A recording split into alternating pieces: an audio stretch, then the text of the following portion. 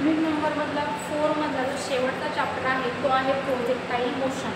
याच्या आधी आपण काही प्रकारच्या मोशन पाहिल्या ज्याच्यामध्ये बॉडी आपल्या जमिनीवर vertical straight line horizontal straight लाईननी मूव्ह होत होते, त्याला आपण म्हटलो रेक्टिलिनियर मोशन। जर बॉडी कर्व पाथमध्ये मूव्ह होत असेल तर त्याला आपण म्हटलो कर्व्हिलिनियर मोशन। कर्व्हिलिनियरचा पण आपण दोन सिस्टीम वापरून स्टडी केला, रेक्टँग्युलर कोऑर्डिनेट सिस्टीम आणि पाथ कोऑर्डिनेट सिस्टीम। नंतर आपण स्टडी करणार आहोत प्रोजेक्टाईल मोशनचा। आता प्रोजेक्टाईल मोशन म्हणजे काय? जर तुम्ही एखादी बॉडी किंवा एखादा बॉल एखाद्या पोझिशनवरून लांब डायरेक्शननी फेकला की ज्याच्यामध्ये तुमची जी बॉडी आहे किंवा तुमचा बॉल आहे तो व्हर्टिकल बरोबर हॉरिझॉन्टल डायरेक्शननी पण जर मूव्ह होत असेल त्या केसला आपण म्हणतो प्रोजेक्टाईल मोशन। म्हणजे या जागेवरून जर मी बॉल वरच्या डायरेक्शननी फेकला आणि तो परत सेम पॉईंटवर खाली आला तर त्या डायरेक्शनला आपण काय म्हणतो व्हर्टिकल मोशन। पण जर मी बॉल हवेमध्ये फेकला आणि तो या पॉईंटवर न येता लांब जाऊन दुसऱ्या कोणत्या तरी पॉईंटवर पडला म्हणजे आपल्या बॉलनी हॉरिझॉन्टल बरोबर व्हर्टिकल पण डिस्टन्स ट्रॅव्हल केलं, त्या केसला आपण म्हणणार प्रोजेक्टाईल मोशन। मग ते कसं? त्यासाठी आपण कन्सिडर करू या ठिकाणी एखादा पॉईंट आहे ओ नावाचा, ओके। या पॉईंटला आपण म्हणू point of projection. Point of projection, projection म्हणजे काय? ज्या पॉईंटवर उभा राहून आपण तो बॉल हवेत फेकणार आहोत किंवा एखादी बॉडी फेकणार आहोत त्याला आपण म्हणणार पॉईंट ऑफ प्रोजेक्शन। हवेमध्ये जर मी तो बॉल फेकला आणि तो एका डिस्टन्सवर जाऊन परत जमिनीवर जर पडला तर या मोशनला आपण म्हणणार प्रोजेक्टाईल मोशन। म्हणजे आपल्या बॉडीने ओ पासून बी पर्यंत हॉरिझॉन्टल डिस्टन्स पण कव्हर केलं आणि आपल्या बॉडीने ओ पासून सी पर्यंत व्हर्टिकल डिस्टन्स पण कव्हर केलं। म्हणजे आपल्या बॉडीच्या मोशनमध्ये हॉरिझॉन्टल आणि व्हर्टिकल दोन्ही मोशन शो केल्या, त्या केसला आपण म्हणणार प्रोजेक्टाईल मोशन। ही झाली तुमच्या प्रोजेक्शनची डायरेक्शन।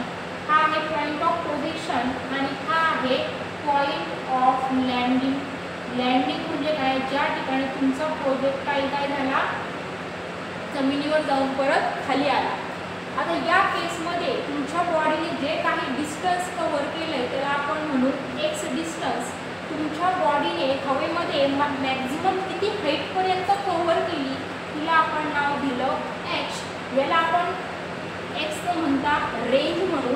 रेंज म्हणजे काय? Distance between point of projection आणि पॉईंट ऑफ लँडिंग यांच्यामधलं डिस्टन्स। आता याच्यामध्ये तुम्ही जेव्हा हवेमध्ये एखादा बॉल फेकणार आहात तो बॉल किती डिस्टन्सवर लांब जाऊन पडणार आहे हे कशावर डिपेंड आहे की तुमच्या बॉलला तुम्ही किती व्हेलोसिटीने वरती फेकले। मग तुमची जी व्हेलोसिटी आहे ना ती नेहमी तुमच्या पाथला कशी असणार आहे? टँजेन्शियल असणार आहे। अशा प्रकारे आपण आपल्या बॉडीची व्हेलोसिटी टँजेन्शियल शो केली आपल्या पाथला। So u is a initial velocity of body. आता तुम्ही जर इथं ऑब्झर्व केलं व्हेलोसिटी तुम्हाला इन्क्लाइन दिसतीये। जर मी तिला रिझॉल्व केलं तर रिझॉल्व केल्यावर आपल्याला दोन कंपोनंट भेटतील, component of velocity in horizontal direction आणि component of velocity in vertical direction, okay. आणि सपोज हा जो अँगल आहे हा आहे alpha. So alpha is a angle of projection. Alpha is a angle of projection की किती अँगलमध्ये तुम्ही बॉल फेकलाय, ओके। व्हेलोसिटी किती अँगलमध्ये वर्क करत आहे त्याला आपण म्हणणार अल्फा। आता या ठिकाणी आपल्या व्हेलोसिटीचा जो हॉरिझॉन्टल कंपोनंट आहे यू कॉस अल्फा तो कशासाठी रिस्पॉन्सिबल आहे की तुमची बॉडी हॉरिझॉन्टली किती डिस्टन्स कव्हर करेल आणि व्हेलोसिटीचा जो व्हर्टिकल कंपोनंट आहे यू साइन अल्फा तो कशाला रिस्पॉन्सिबल आहे की तुमची बॉडी व्हर्टिकली किती डिस्टन्स कव्हर करेल। अशा प्रकारे दोन्ही कंपोनंट जर एकत्रित वर्क केले तर आपली बॉडी हॉरिझॉन्टल मोशन बरोबर व्हर्टिकल मोशन पण शो करते, तिला आपण म्हणतो प्रोजेक्टाईल मोशन, ओके।